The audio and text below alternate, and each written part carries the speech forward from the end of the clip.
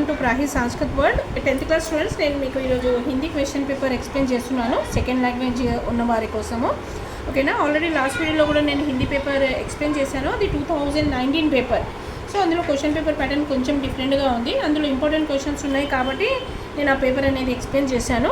So మీకు ఇప్పుడు next ఏదైతే ఎగ్జామ్ ఉంది కదా హిందీ సెకండ్ లాంగ్వేజ్ది, వాళ్ళకు ఈ ప్యాటర్న్ వస్తుందన్నమాట. ఏదైతే నేను ఇప్పుడు ఎక్స్ప్లెయిన్ చేయబోతున్నాను కదా ఆ ప్యాటర్న్ మీకు వస్తుంది. సో ప్యాటర్న్ కూడా ఎక్స్ప్లెయిన్ చేస్తాను, ఇంకా మీకు మొత్తం గ్రామర్ పార్ట్ కూడా పర్ఫెక్ట్గా ఎక్స్ప్లెయిన్ చేస్తాను. జాగ్రత్తగా వినండి. ఎవరైతే ఈ గ్రామర్ విన్నారో వారు ఈజీగా 20 మార్క్స్ స్కోర్ చేయొచ్చు. Understanding is important. ఓకేనా, అయితే ఇక్కడ చూడండి, మీకు హిందీ కోసం ఏంటంటే టైం అనేది 3 hours ఉంటుంది ఎగ్జామ్ కోసం. And total marks 80 marks paper. Part A and part B. Part ఏనేమో క్వశ్చన్ పేపర్ ఉంటుంది, part B objective type grammar part అన్నమాట. ఓకేనా, అయితే ఇందులో ఏం చూడండి, పార్ట్ ఏలో మీకు 2 sectionsలో డివైడ్ చేశాడు పేపర్. నేను లాస్ట్ పేపర్ ఎక్స్ప్లెయిన్ చేశాను కదా లాస్ట్ వీడియోలో, అందులో 5 bits ఉండే. సో ఆ 5 bits ఇందులో 2 sectionsలో డివైడ్ అయ్యాయి, అంతే డిఫరెన్స్. అయితే ఇక్కడ క్వశ్చన్ పేపర్ ప్యాటర్న్కి వచ్చేసరికి ఫస్ట్ బిట్ చూడండి, ప్రశ్నోं के उत्तर निर्देश अनुसार लिखिए. అంటే మీకు ఏ విధంగా ఇక్కడ డైరెక్ట్ చేశారో దాని ప్రకారం మీరు క్వశ్చన్స్కి ఆన్సర్ ఇవ్వాలి. ఓకేనా, ఫస్ట్ ఇది వచ్చేసి మీకు ఈ ఫస్ట్ సెక్షన్ 20 మార్క్స్ పేపర్ అనమాట. ఇది ఫస్ట్ బిట్. ఇందులో మీకు అ ఈ అని 4 ఉంటాయి. ఓకేనా, ఫస్ట్ బిట్లో ఫస్ట్ సెక్షన్లో ఇక్కడ చూడండి, निम्नलिखित गद्यांश पढ़कर दिए गए प्रश्नों के उत्तर 1 या 2 पंक्तियों में लिखिए. గద్యాంశ్ అంటే ఈ ప్యాసేజ్ అన్నమాట. అంటే మీకు ఎగ్జామ్లో ఫస్ట్ 2 ప్యాసేజ్ ప్రోస్ నుండి వస్తాయి, అంటే గద్య భాగం నుండి. నెక్స్ట్ ఏమో పోయమ్స్ వస్తాయన్నమాట, దాన్ని పద్యాంశ అంటారు. సో ఈ గద్యాంశం చదివి కింది ఇచ్చిన రిలేటెడ్ క్వశ్చన్స్కి ఆన్సర్స్ రాయాలి మీరు. 1 या 2 पंक्तियों में, పంక్తి అంటే లైన్ అనమాట. 1 or 2 లైన్స్లో మీరు వీటికి ఆన్సర్ రాయాలి. ప్రతి జవాబుకి మీకు 1 మార్క్ అనమాట. అయితే 5 క్వశ్చన్స్ కాబట్టి 5 మార్క్స్. అయితే సెకండ్ బిట్ కూడా సేమ్ అదే ప్యాటర్న్లో ఉంది. అంటే మీకు ఇక్కడ ప్యాసేజ్ ఇస్తాడు చూడండి, निम्नलिखित गद्यांश पढ़कर दिए गए प्रश्नों के उत्तर 1 या 2 वाक्यों में लिखिए. ఇక్కడ మీకు 1 మార్క్ ఉంది, ఇక్కడ 2 మార్క్స్ ఉన్నాయి. ఓకేనా స్టూడెంట్, అయితే ఇక్కడ ఫస్ట్ బిట్లోనే ఫస్ట్ సెక్షన్లోనే నెక్స్ట్ చూడండి, 2 అయితే మీకు గద్య భాగం నుండి కంప్లీట్ అయింది. థర్డ్ అనేది మీకు పద్య భాగం నుండి ఇచ్చాడు. అంటే ఒక చిన్న పోయం ఇస్తారు, ఆ పోయంకి రిలేటెడ్ క్వశ్చన్స్ ఉంటాయి. ఈ పోయం చదివి అర్థం చేసుకొని ఈ 5 క్వశ్చన్స్కి ఆన్సర్స్ రాయాలి మీరు. निम्नलिखित पद्यांश पढ़कर दिए गए प्रश्नों के उत्तर 1 या 2 वाक्यों में लिखिए. ఇక్కడ కూడా మీకు ప్రతి జవాబుకి 1 మార్క్ అనమాట. సమ్టైమ్స్ ఎలా వస్తుందంటే 2 passages 2 poems వస్తాయి, ఒక్కొక్కసారి 2 passages వచ్చి ఒక పోయం వస్తుంది అనమాట. ఇది మీకు ఫస్ట్ సెక్షన్లో. ఇక్కడ మార్క్స్ 20 మార్క్స్ స్కోర్ చేయడము చాలా ఈజీ, ఎందుకంటే ఆన్సర్స్ అనేవి మీకు ప్యాసేజ్లో ఇంకా పోయంలోనే ఉంటాయి కాబట్టి ఇందులో వెతికి రాస్తే మీకు ఈ 20 మార్క్స్ ఫిక్స్ అయిపోతాయి. ఇప్పుడు సెకండ్ సెక్షన్లో చూడండి, ఇక్కడ మీరు ఆన్సర్స్ రాయాలి. निम्नलिखित प्रश्नों के उत्तर 3 या 4 पंक्तियों में लिखिए.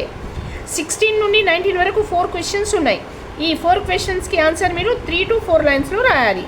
ప్రతి ఆన్సర్కి మీకు 4 మార్క్స్ వస్తాయి. 4 4 16 మార్క్స్. తర్వాత లాస్ట్ బిట్ చూడండి, ఇక్కడ 20, 21, 22 ఇక్కడ మీకు ఇంటర్నల్ చాయిస్ ఉంది. అర్థమవుతుందా? అంటే ఇక్కడ మీకు 20లో 2 క్వశ్చన్స్ ఉన్నాయి, ఎనీ 1 రాయాలి. 21లో 2 క్వశ్చన్స్ ఉన్నాయి, ఎనీ 1 రాయాలి. 22లో కూడా 2 క్వశ్చన్స్ ఉన్నాయి, అందులో ఏదైనా ఒకటి రాయాలి. యా అంటే ఇంగ్లీష్లో మనం ఆర్ అంటాం కదా, this one or this one, this one or this one. అంటే 20, 21, 22లో మీకు ఇంటర్నల్ చాయిస్ ఉంది. దాన్ని బట్టి మీరు ఏవైనా 3 రాసుకోవచ్చు. అంటే రెండిట్లకెళ్ళి ఒకటి అనమాట. సో ప్రతి ఆన్సర్కి మీకు 8 మార్క్స్ వస్తాయి అనమాట. ఇది అయిపోయింది మీకు పార్ట్ ఏ కంప్లీటెడ్. ఇప్పుడు పార్ట్ బి చూడండి, చాలా ఇంపార్టెంట్. ఇందులో మీరు చాలామంది ఏం చేస్తారంటే ఇక్కడ ఫస్ట్ స్టేట్మెంట్ చదివి ఇక్కడ 4 ఆన్సర్స్ ఉన్నాయి, ఏదో ఒకటి సెలెక్ట్ చేసి రాసేస్తారు. ఎందుకంటే సమ్టైమ్స్ పిల్లలకు కొంతమందికి అర్థం కాదు. అయితే మీరు డైరెక్ట్ ఇది చూడకుండా ఇది చదివిన తర్వాత అండర్లైన్ చేసిన వర్డ్కి మనం ఏం చేయాలి అన్నది ఇక్కడ బ్రాకెట్లో ఇస్తాడు. ఈ బ్రాకెట్లో చదివి మనకేం అడుగుతున్నాడో కనుక్కొని తెలుసుకొని దాని ప్రకారం మనం ఈ చాయిసెస్ అనేవి సెలెక్ట్ చేసుకోవాలి. ఓకేనా స్టూడెంట్స్, అయితే ఇక్కడ చూడండి, నేను మొత్తం పేపర్ అనేది ఎక్స్ప్లెయిన్ చేస్తాను, జాగ్రత్తగా వినండి. निम्नलिखित प्रश्नों के सही उत्तरों के अक्षर सामने दिए गए कोष्टक में लिखिए. ఇది కోష్టక్ అనమాట. కోష్టక్ అంటే బ్రాకెట్. చాలామందికి అర్థం కాదు, కోష్టక్ అంటే ఏదో అనుకుంటారు. కోష్టక్ అంటే ఇది బ్రాకెట్.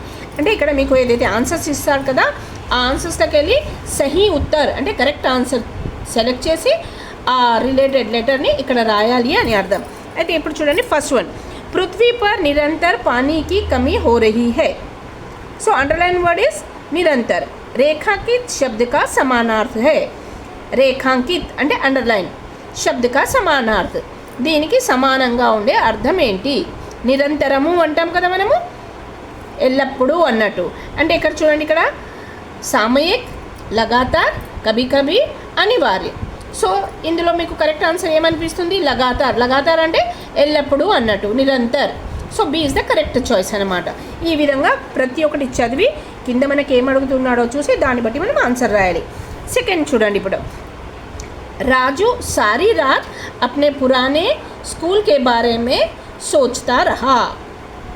రేఖాంకిత్ శబ్ద కా విలోమార్థ్ అంటే ఇక్కడ అండర్లైన్ చేసిన వాటికి ఏం రాయాలి?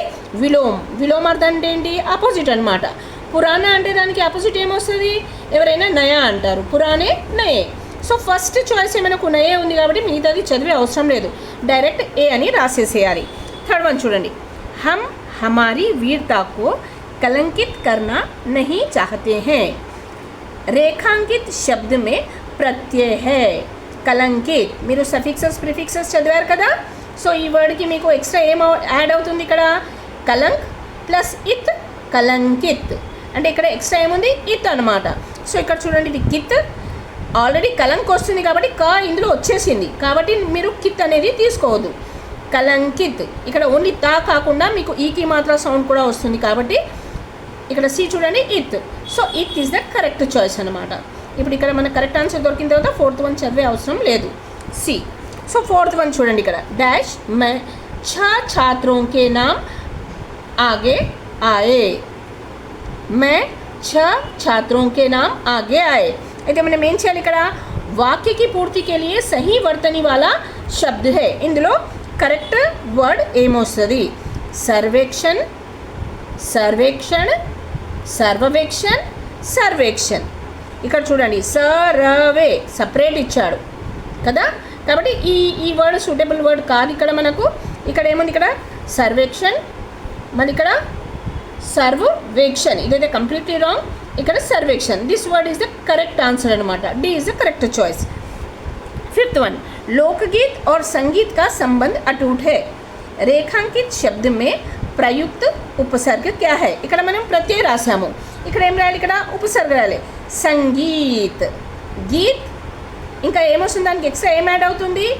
స, ఇక్కడ పైన డాట్ అంటే సమ్, సమ్ ప్లస్ గీత్, సంగీత్ అవుతుంది. ఇది సన్, మనకు నా సౌండ్ వస్తలేదు కాబట్టి ఇది కాదనమాట. ఇక్కడ సమ్ వచ్చింది, సమ్, గీత్, సంగీత్. సో సమ్ is the correct answer. So ఈ లాస్ట్ చదివే అవసరం లేదు మనకి, ఇప్పుడు బి అని రాసేస్తే అయిపోతుంది. 6th వన్ చూడండి, पैसे होते तो लौटते लौटते सारी सामग्री झटपट खरीद लेती। వాక్య మే పునరుక్త శబ్ద హై. పునరుక్త అంటే మళ్ళీ మళ్ళీ మనం పలుకుతాం కదా, అంటే మాట్లాడేటప్పుడు కొన్ని వర్డ్స్ ఇలా ఉంటాయి, ఒకటే వర్డ్ 2 times రిపీట్ అవుతుంది, దాన్ని పునరుక్త శబ్ద అంటారు. సో ఇందులో అటువంటి వర్డ్ ఏది? సో పునరుక్తి అనగానే మనము ఆలోచించుకోవాలి, అరే లౌడితే ఇవి రెండు డబల్ వస్తుంది కాబట్టి ఇదే ఆన్సర్ ఉండొచ్చు అని చాయిస్ చూసుకోవాలి. హోతే, జట్పట్, లౌడితే. సో లౌడితే ఈజ్ ద కరెక్ట్ ఆన్సర్. పునరుక్త్, పునః అంటే మళ్ళీ అనమాట, మళ్ళీ మళ్ళీ చెప్పే పదాలు, ఓకేనా. So C is the correct answer. 7th one, हामिद के दोस्त मिठाई खा रहे थे। रेखांकित शब्द का बहुवचन मिठाई. मिठाई का बहुवचन, बहुवचन ఏమవుతుంది? ఇక్కడ మిఠాయియా అవుతుంది. అయితే మిఠాయియాలో కూడా కొంచెం డిఫరెన్సెస్ ఉంది చూడండి ఇక్కడ మీకు ప్రతి పదానికి. సో ఇక్కడ మీకు కరెక్ట్ స్పెల్లింగ్ కూడా కరెక్ట్ ఉంది అంటే ఇది లాస్ట్ వన్, మిఠాయియా. This one is the correct answer. Okay students, తర్వాత నెక్స్ట్ 8th వన్కి చూడండి, प्रौढ़ शिक्षा अत्यंत महत्वपूर्ण है। रेखांकित शब्द का तद्भव रूप है। శిక్ష అంటే దీనికి మీకు మీనింగ్ తీయాలన్నమాట. శిక్ష అంటే నేర్పియడం అన్నమాట.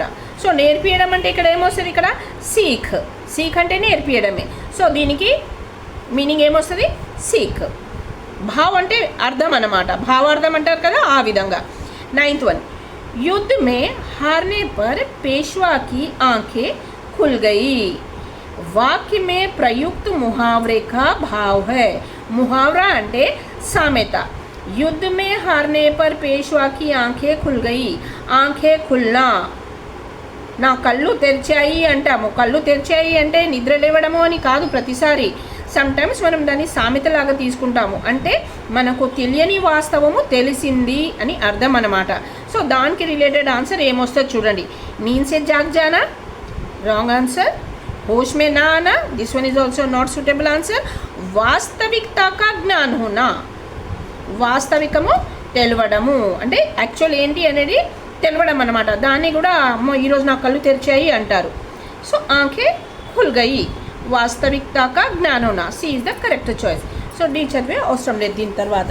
అయితే నెక్స్ట్ వచ్చేసరికి చూడండి మీకు 10th వన్, బేమేల్ పెహచానియే. బేమేల్ అంటే కలవని వర్డ్, ఆడ్ వర్డ్ అనమాట. అయితే 4 వర్డ్స్ చదవాలి. 4 వర్డ్స్ చదివిన తర్వాత మీకు ఏదైతే డిఫరెంట్ అనిపిస్తుందో దాన్ని మీరు యాజ్ ఆన్సర్ లాగా సెలెక్ట్ చేసుకోండి.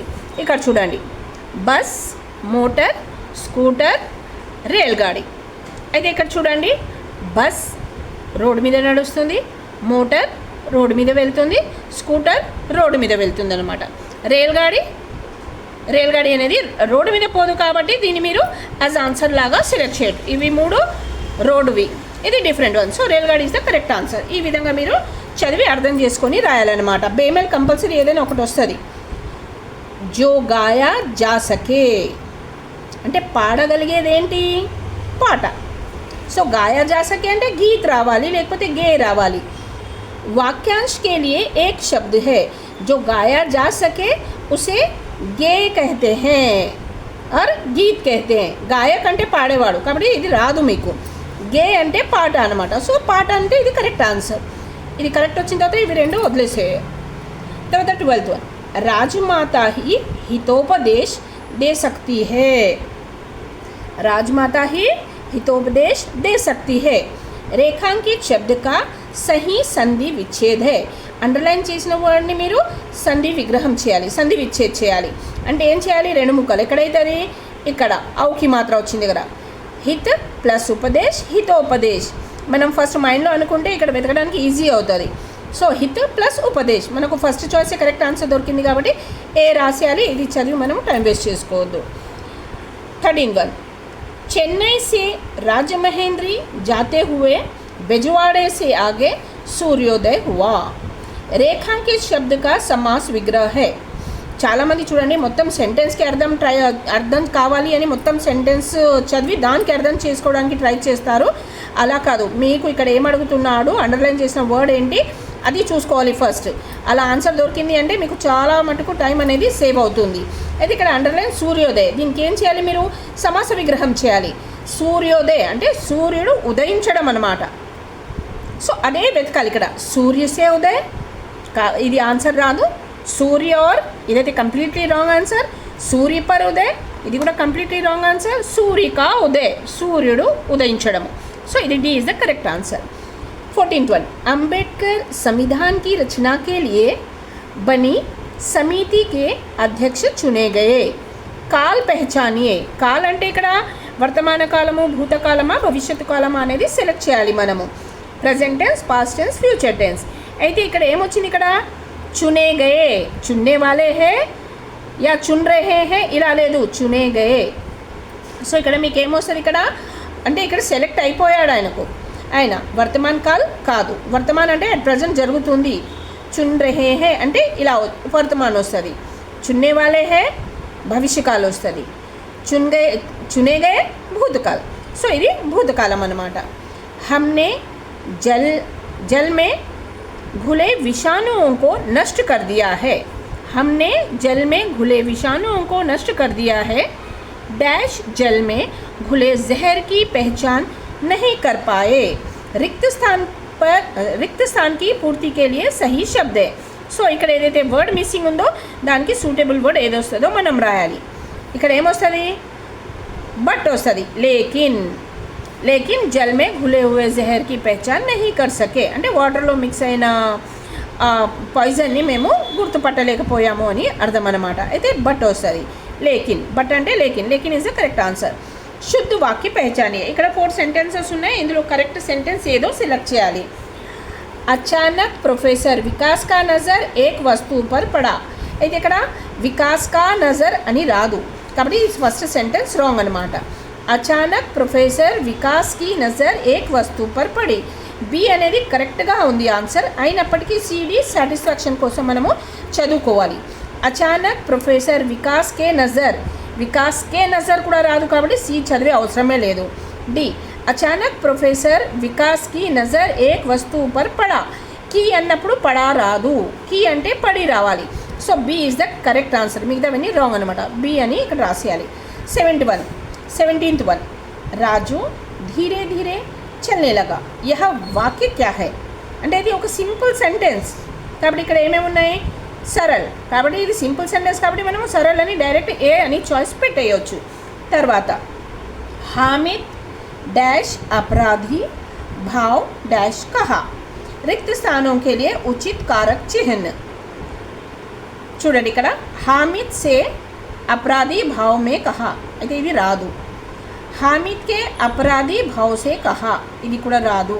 అయితే హామిద్ నే వస్తుంది. హామిద్ నే అపరాధీ భావ్ సే కహా. సో ఈ 2 లెటర్స్ ఇక్కడ సెట్ అయిపోయాయి కాబట్టి C is the correct answer. 19th one ఓ यह तो कोई यान है. యాన్ అంటే యంత్రం అనమాట. రేఖాంకిత్ శబ్ద. సో అండర్లైన్ చేసిన వర్డ్ ఏంటి